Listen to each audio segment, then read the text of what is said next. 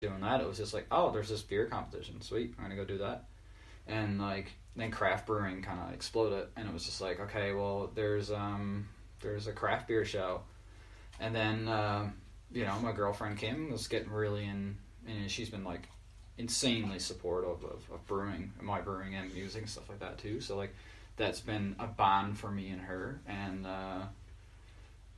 like I just like I use those things to completely build my way back to like just being a wholesome person, and it's just like if I had to use the analogy, if I would have just stayed in my vehicle comfortable by myself with all of my safety nets around me, or stayed in my room and said fuck humanity, well, it bothers me the person I could have been, right? You know what I mean? Because I've gone down some fucking dark paths with the way I think, I still do, and dangerous ones, things that a person thinking those things in a place of power should scare you, and maybe we all have that, but it's just like, so if you think about that division of that nomadic lifestyle, and then that thing that's separate, or not the thing, but how how evolution and natural selection put us in a place where we have this one side of our brain that kind of knows what's up, and this other side that's like kind of wondering all the time. And like the more that evolved, we ended up in a place where it was like, maybe it makes sense to like do agriculture because we're going to be more structurally sustainable, right?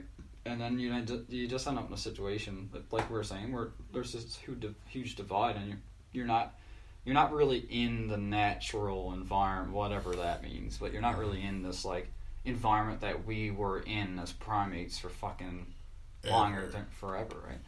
Yeah. So then we have the division. It's just like, so my solution, because you were saying you were wondering what the solution is.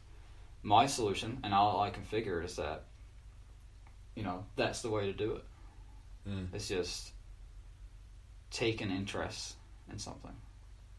I mean, it's not a solution for everybody. How do you like implement that? Yeah, I don't know. Well, maybe we have an education system that does it. Yeah, because I can relate where it's like,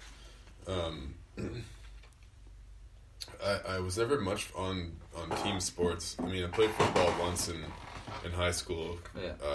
I would have kept playing, but the team got not funded all of a sudden, and so. Oh really? Yeah. Yeah. So, but I was never really on much team sports. I was always running or snowboarding or mountain biking or eventually playing guitar, and I just always really. I mean, I was the only. I had an older sister who's been blind her whole life, and so. Oh really? Yeah. So like when I was a little How kid. How much older than you? 2.5 years roughly. Okay. Yeah, my sister's 4 years older than me. Yeah. Older sister, that's it. No brothers. Yeah, so like when I was a kid, it was just me and my dog wandering through the woods, climbing trees, foraging, mildly speaking, like just wandering aimlessly through the woods alone was most of my childhood. Me too. And I was in school and I had friends and everything, but I always was really. I always really enjoyed that time by myself, and I would talk to myself out loud as a kid all the time. I remember how I would just parse out things in my head, and I was always thinking a lot, and so I think that was just part of my personality. Although I recently took a personality test that said I was rather extroverted, which I was kind of surprised by. Which one was it? Was it one? It was Jordan Peterson's. Oh, the Big Five? Understand Myself, yeah. Is it the Big Five one, or is it the Big Five? Okay, yeah. I haven't done that one. Yeah. Well, sorry, continue. No worries. Right. That's always really interesting to do, is take personality tests. Yeah. So, but I can see it now. I can see how like when I'm around people that I enjoy being around, I love being around them, and I love talking, and I'm very outspoken and loud, and especially when we all get drinking and everything. And so. But I always thought of myself as really introverted, but I don't think that's the case, really. I think I do just enjoy that alone time when it comes. But anyways, it was, for me, that kind of, that path was like, it's, okay, so I'll come at it this way, and hopefully it'll make sense somehow in the end.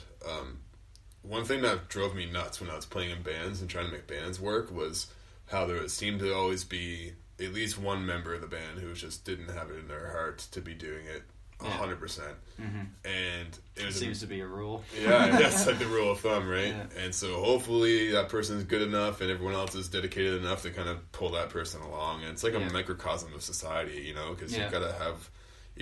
We can tolerate a certain amount of homeless people if, you know, the rest of us are... Yeah. So, anyways, I'm not trying to shit on all homeless people, but definitely not all of them are heroes either. But anyways... Well, yeah, we've all got that place in us too, right? Yeah, exactly. Yeah, it's very human. Yeah. But you know, I started looking to other things like when I was older, like yoga and meditating and things like that. Kind of for what you're saying too, that I could do them and I didn't have to have other people around to make it happen, like a band, for example. I could just do yoga in my room, or I could just meditate by myself. Meditating was probably, I mean, yoga and meditation are synonyms almost, so. Right, yeah. But so is music, you know? Yeah, it's like the practice, the tools are different, but you get to the same place, right? Yeah, exactly. So, but I think, man, we got right into a deep subject immediately. Of course. So, okay. I think that one of the greatest advantages that organizing a civilization does give to the people is that, okay, I don't have to worry about foraging and hunting if I don't want to. I can spend all my time on music, for example, because there's other people growing food and there's other people shipping it and packaging it. And all that shit's being looked after by other people, so I have more free time now to pursue other things, or I could write, or I could go to school, or whatever. And so the whole thing kind of affords this unheard of level of individual autonomy, which I could see kind of snowballing into the road rage person in the car by themselves, because it's so easy to live your life for yourself now. Right. It can seem like the whole thing's working against you in a way, even though it's actually lifting everybody up from nothingness pretty much all the time. And so then I guess maybe one of the things in common with what we were talking about was with that something you could do by yourself.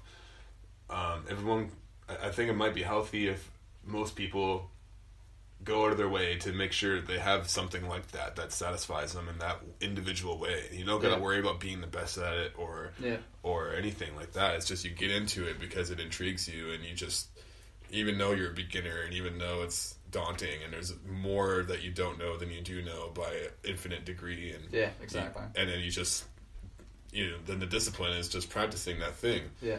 And that gives a person a special kind of grounded, introspective look, I think, because when you're trying to get good at something, you're looking at yourself intensely and trying to figure out what you're doing wrong and why you suck, if you're actually trying to get good.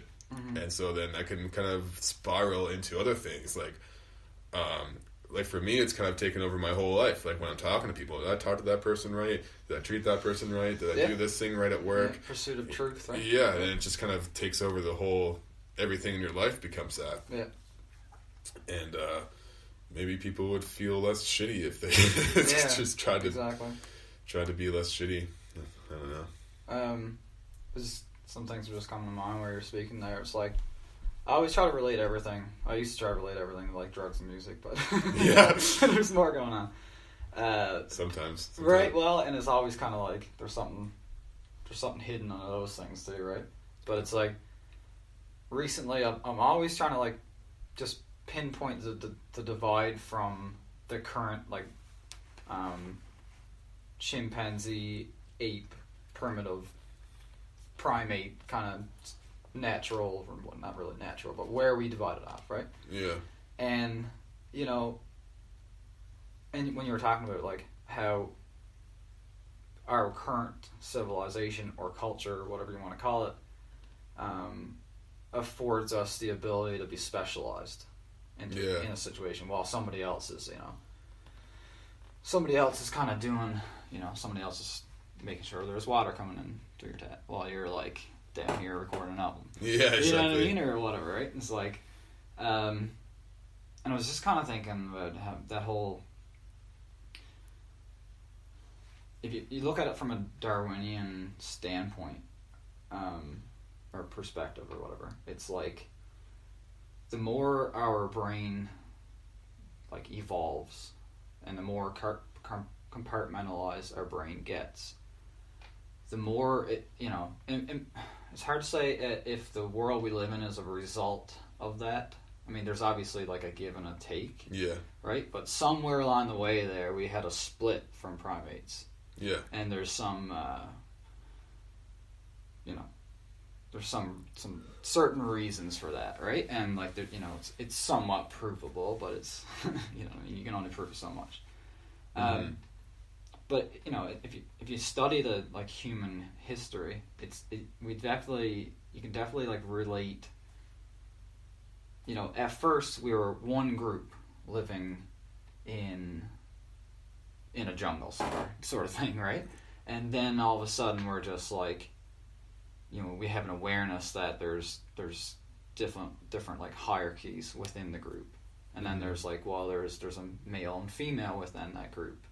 And then it's just like, oh, we realize, maybe our brains start to evolve a little bit more to do with our environment, where we realize that, oh, that group of primates over there is different from our group over here. And then you're like, you kind of build the fundamentals of civilization in that way, right? Mm-hmm. And so once you do that, I mean, all those things affect how your group is interacting with the physical environment, and then that relationship is changing the way our brain's developing, right? And it's just like, now, fast forward to now, and we're in a situation where we have an extremely compartmentalized brain, and we have an extremely complex civilization. And it's just like, obviously those things are relatable. I mean, It's almost like, if you think about it, it's like, well, that's obvious. Well, not for everybody. Yeah, not for everyone. Nobody, like, not a lot of people sit around and think about this stuff, but it's like, the compartmentalization is the origin of consciousness, or the origin of the awareness of consciousness. Yeah, self-awareness. Right? Yeah. And, I think a really good practice for people to have, and something that we should teach, and it's completely, it's not science-based, because it has a scientific component to it, but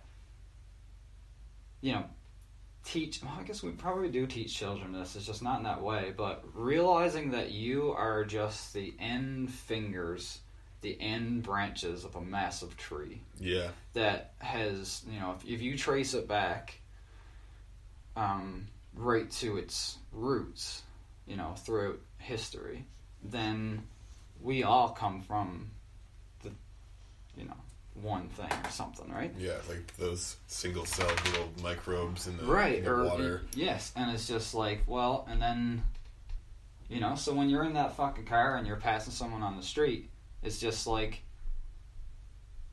if you look at that person and think that they don't have value, regardless of how shitty of a person they are, or whatever, they are just as significant as you. Like, equally, in every way. Somehow, like, you can look at a person and think, that's fucking Hitler, what a shitty person. Absolutely, right? Yeah. But it's just like, you have to realize that that's you. Yeah. And it's just like, and I think, so I don't, like, tribalism hasn't evolved, right?